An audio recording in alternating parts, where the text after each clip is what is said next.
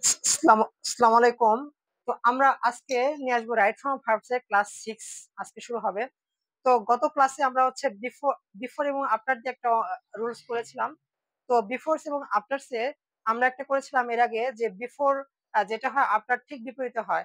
যেমন বিফোরের আগে যদি এখানে পাস্ট পারফেক্ট টেন্স বা পাস্ট পারফেক্ট কন্টিনিউয়াস টেন্স হতো, তখন বিফোরের পর হতো পাস্ট ইনডিফিনিট। ঠিক তেমনি আফটার করলে এটার ব্যতিক্রম হয়।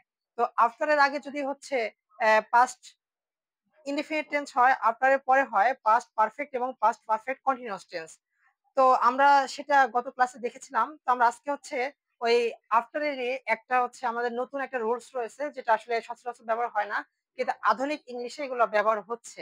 বিশেষ করে এখন অনেক অ্যাডমিশন টেস্ট গুলো, বিশেষ করে কম্পিটিটিভ এক্সাম গুলোতে কিন্তু প্রায় আসে, সেটা রিসেন্টলি করোনা ভাইরাসের পরে থেকে। তো যে একটা রয়েছে, যেমন আফটারের আগে যদি ফিউচার ইনডিফিনিট টেন্স হয়, ফিউচার থাকে, তো আফটারের পরে হয় হচ্ছে প্রেজেন্ট পারফেক্ট টেন্স। তো আফটারের আগে যদি দেখা যায় ফিউচার ইনডিফিনিট বা future perfect tense, future indefinite বা ফিউচার পারফেক্ট টেন্স থাকে, তখন আফটারের পরে হয় প্রেজেন্ট পারফেক্ট টেন্স। তো যেমন আমরা একটা উদাহরণ দেই, দিলে পরে আপনারা বুঝতে পারবেন। যেমন আই শ্যাল গো হোম, আমি বাড়ি যাব। তো এটা কিন্তু ভবিষ্যতের কথা। যখন আমরা এটা ইউজ করবো ভবিষ্যতের কথা, যেমন আমি এখন পিএইচডি করার পরে আমি বিদেশ চলে যাব, আমেরিকা চলে যাব, তার মানে ভবিষ্যতের কোনো কথা হলে সেটা আমরা এই রুলসটা ফলো করব। দেখেন আই শ্যাল গো হোম, এটা কি ফিউচার ইনডিফিনিট টেন্স। এই যে শ্যাল থাকলে অক্সিলারি ভার্ব যদি শ্যাল বা উইল থাকে এবং মূল ভার্ব বেস ফর্ম হয়, তাহলে সেটাকে ফিউচার ইনডিফিনিট টেন্স হয়। তো আই শ্যাল গো হোম, আমি বাড়ি যাব, after I to finish the work. তার মানে কিন্তু কি আমি কাজ এখনো করিনি, এখনো বাড়িও যাইনি, তার মানে আমি কাজটা শেষ করব, তারপরে হচ্ছে আমি বাড়ি যাবো। মানে ঘটনাটা বুঝে ওটা কিন্তু ফিচারের, দুটো কাজই কিন্তু ফিচার। এখানে এটাও ফিচার, এটাও ফিচার। কারণ কি আমি এখনো এই যেমন পড়াশোনা শেষ করিনি, বাড়ি এখনো যাইনি, মানে আগে পড়াশোনা শেষ করবো দেন হচ্ছে বাড়ি যাব। তো এটা ঠিক তেমনি দুইটা হলো ভবিষ্যতের কথা বুঝিয়েছে। ঠিক তেমনি যখন এই যে এরকম দুটো ভবিষ্যতের কথা বোঝায়, দুটো ক্লোজ, আপনার কিন্তু এটা লিঙ্কিং ওয়ার্ডস। তো লিঙ্কিং ওয়ার্ড এর আগের ক্লোজ যদি ফিউচার ইনডিফিনিট টেন্স হয়, ভবিষ্যতের কথা বোঝায়, তাহলে পরেরটা হয় কি, পরেরটা প্রেজেন্ট পারফেক্ট টেন্স হয়। তাহলে তখন সেটা কি হবে, আফটার আই। প্রেজেন্ট পারফেক্ট টেন্সের রুলস কি, সাবজেক্ট প্লাস স্ট্রাকচার হলো সাবজেক্ট প্লাস হ্যাভ বা হ্যাজ প্লাস মূল ভার্বের ভি3।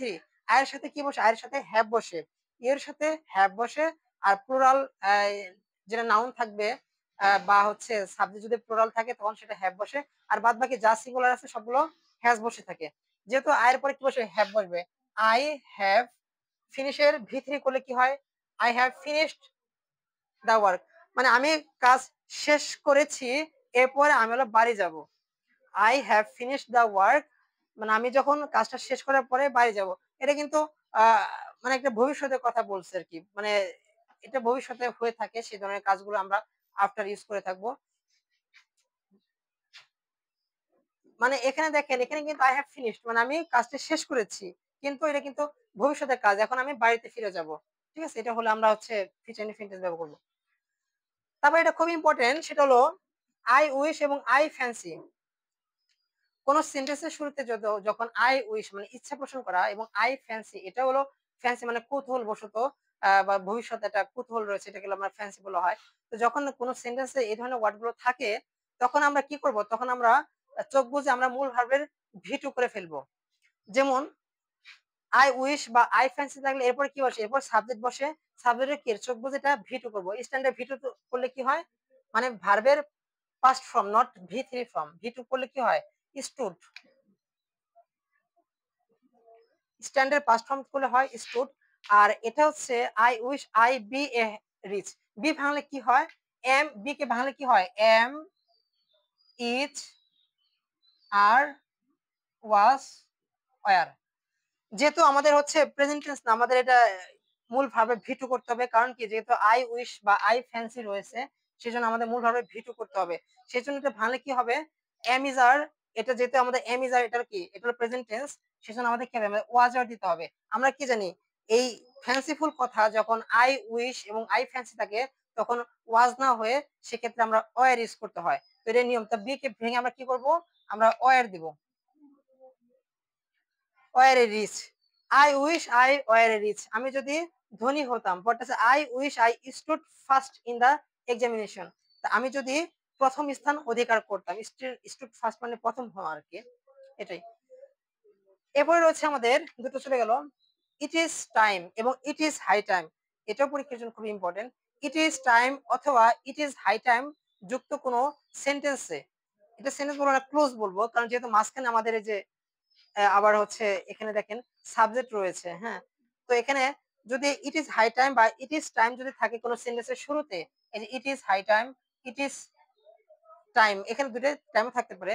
যদি থাকে তখন কি হবে, তারপরে যদি সাবজেক্ট থাকে, ইট ইজ হাই টাইম বা ইট ইজ টাইমের পরে যদি সাবজেক্ট থাকে, তখন আমরা কি করব, তখন মূল ভার্বের পাস্ট ফর্ম করব, মানে ভি টু ফর্ম করব তখন। আর যদি হচ্ছে এই সাবজেক্ট যদি না থাকে, যেমন ইট ইজ হাই টাইমের পরে যদি সাবজেক্ট না থাকে, তখন আমরা কি করব, তখন টু প্লাস মূল ভার্বের বেস ফর্ম করব, মানে তখন ইনফিনিটিভ করব। ইট ইজ হাই টাইম যুক্ত সেন্টেন্স বা ইট ইজ টাইম যুক্ত সেন্টেন্সে যদি সাবজেক্ট থাকে, তাহলে আমরা মূল ভার্বের ভি টু করব। আর হচ্ছে যদি সাবজেক্ট না থাকে, তাহলে টু প্লাস মেন ভার্ব করব, মানে ইনফিনিটিভ করব।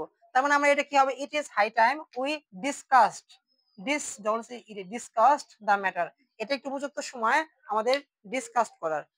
আবার এটা রয়েছে ইট ইজ হাই টাইম, তো আমাদের প্রথমটা শেষ হলো, দ্বিতীয়টা দেখি, ইট ইজ হাই টাইম, এখানে আছে যেহেতু সাবজেক্ট নাই, তার মানে আমরা কি করবো, ইট ইজ হাই টাইমের পর সাবজেক্ট না থাকলে আমরা কি দিব, ইনফিনিটিভ করবো। তার মানে ইনফিনিটিভ মানে কি, টু প্লাস মূল ভার্বের বেস ফর্ম। এখানে আমরা দেখেন ডু দা, এটা মেন ভার্ব দেওয়া রয়েছে, জাস্ট আমরা টু করলেই হয়ে যাবে, টু ডু দা ওয়ার্ক। অনেক সহজ, এটা পরীক্ষায় আসে কিন্তু এটা খুবই সহজ। এরপর আসছে আনটিল, এটা আসলে বেশিরভাগ স্টুডেন্ট গুলো এটা ভুল করে থাকে, আসলে প্র্যাকটিস একটু কম করার কারণে। তো আমরা হচ্ছে এটা দেখি, আজকে আমরা সব ধরনের ওয়ার্ড গুলো দিচ্ছি এগুলো করার জন্য, তো আমরা প্র্যাকটিস গুলো করে থাকি। দেন স্টে হার, এখানে থাকুন, আনটিল ইট স্টপ রেনিং, বৃষ্টি হওয়া পর্যন্ত। তখন আমরা কি করতে পারি, যেমন কোন সেন্টেন্সে যখন আমি আনটিল দিব, আনটিল যদি থাকে, তখন যদি এই আনটিলের আগে যদি প্রেজেন্ট টেন্স হয়, আনটিলের আগে যদি প্রেজেন্ট টেন্স হয়, তাহলে আমরা কি করব, তখন আমরা স্টপের জায়গায় আমরা স্টপই দিয়ে দিব।